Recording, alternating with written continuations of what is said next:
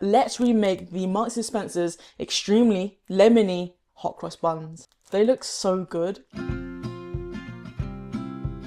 So in preparation for the lemon curd, we're not going to be making it. So I'm sorry for those who are thinking I'm going to make this homemade. You can just buy it cheaper. However, I will leave the ingredients and all the measurements for making a lemon curd from scratch. So that's actually really simple. I've done it loads of times, but if you're going to buy it, it's just easier. Also, the consistency is much better because you can run the homemade one a little bit thin. If you do, just continue boiling it down so it can thicken. But with this, we're going to be portioning this out to make the lumps of lemon curd that's going to be fitted into the dough.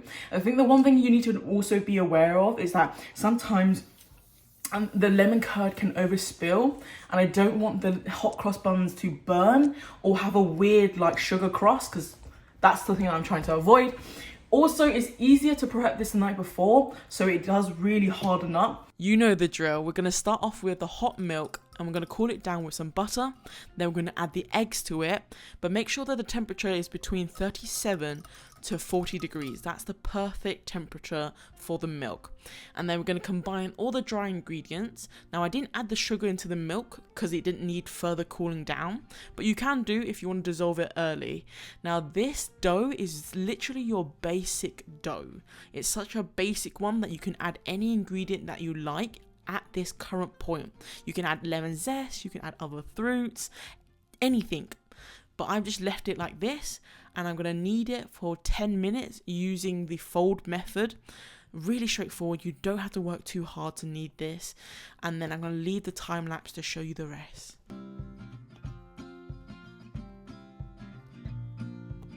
Now it's the proofing time. Proof 1 hour to an hour and a half until double in size. And this is important. I don't know why I do this. There's no real reason. It just feels so good. Using the warm towel technique, left in a warm area to double in size. They're still not frozen. Oh no, they're not frozen. What? Someone lied. Whilst I've got your attention, if you've come this far, please leave the emoji of a lemon down below to let me know you've come this far. Continue watching. I think someone lied to me, and I'm not very happy. I have put these in for 2 days in the freezer, and they're not frozen. They're meant to be frozen. Because I planned that the curdle would be easier to grab. But I'm going to have to lift them up with a spoon and then spoon them into the bun. Now, I was told online that they would be frozen after a couple of hours of just putting them in the freezer, like you expect. Like if you put jam in the freezer, if you put anything in the freezer. But I guess this would be something you have to test at home. Not to say this is a fail or anything, because I still think it would work. And with the heat of the oven, it should make the lemon curd ooze out. So I don't have a problem with that. I'm more worried about the fact that the consistency of putting it in will be problematic. Because typically it's easier when it's like solid, because the dough will set nicely around it. Now the dough, let me show you the dough. And it's now double in size, which is looking pretty good. Looking pretty neat, I'd say. Smells good, and you can hear it. But I'm going to leave it for another couple of minutes, and then we'll divide them up into 12, and then we'll fill them with the lemon curds, and let them proof for a second time. That is enough rambling for me. Now we're going to stuff the dough balls with the lemon curd, the unfrozen lemon curd, but making sure that we take particular care on tucking the dough so that it has no spillage. We learned our lesson from the previous video where the cream egg spilled out. However, it's a pretty messy, delicious affair. I don't know how to explain this to you guys, but essentially you're kind of going against the grain, using the table as resistance to make sure that the dough is tucked. We're going to proof this for an hour or until it doubles in size, and then we're going to move on to making the cross. Not a particularly like anything different this week's video, but all we want to do is add additional ingredients to the cross to make it lemony. Now we're going to start off with flour, and then we're going to add some lemon curd so that you don't need to add any more sugar because it's very sweet, and then some water, and then making it into a very thick but malleable paste for it to be piped, and then we're going to throw it into a piping bag for it to be used later on. This is like deja vu for me right now. I've done this 3 times. I feel like I know the recipe off the back of my hand, which is, I guess, the part of it, I guess, but...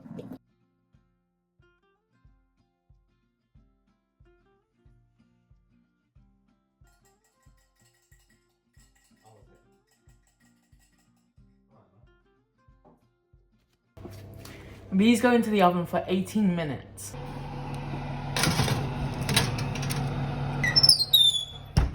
(15 to 18 minutes in the oven. It should go from this to this. Oh my god, it looks so good. Oh, it's hot. It's hot. It's hot. It's hot. It's hot. But they've grown massive. They're huge and they smell amazing.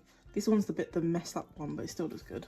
And now for the glaze. Now this should remind you of your cough sweet because it's literally honey and lemon with lemon zest.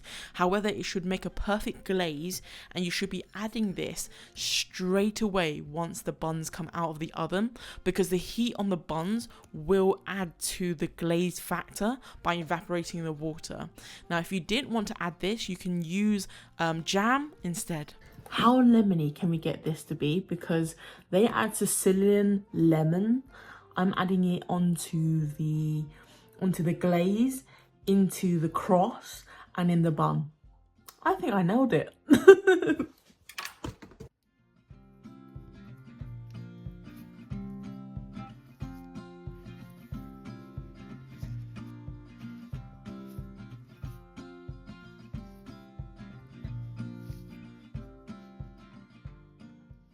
I think when it comes to lemony hot cross buns, I think I may have trumped it, because look at mine. They look so good. They're fresh out of the oven. I've just glazed them with honey lemon with zest as well, and they just look so good. Look at that. They are not as yellow as the hot cross buns from Marks and Spencer's. I think I can give it a run for its money, really, because these do look great. They're really soft, but they're not glazed as well as mine. My one are fresh and therefore won't last as long. However, it's still worthwhile to make them. If you guys do want to make them, I'm going to leave all the ingredients and the measurements down below. Let's crack into one of these.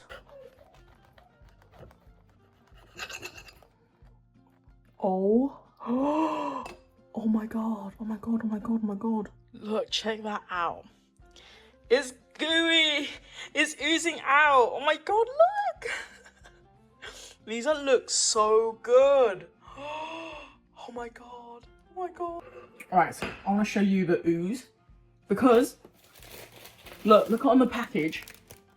There's an ooze there. You guys tell me if that's an ooze.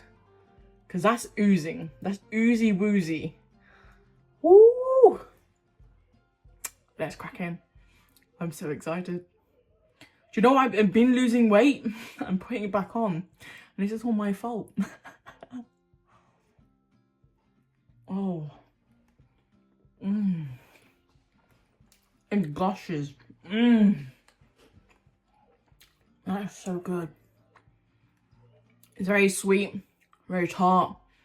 The outer layer with the zest, very tart. Ooh, hot tea with this.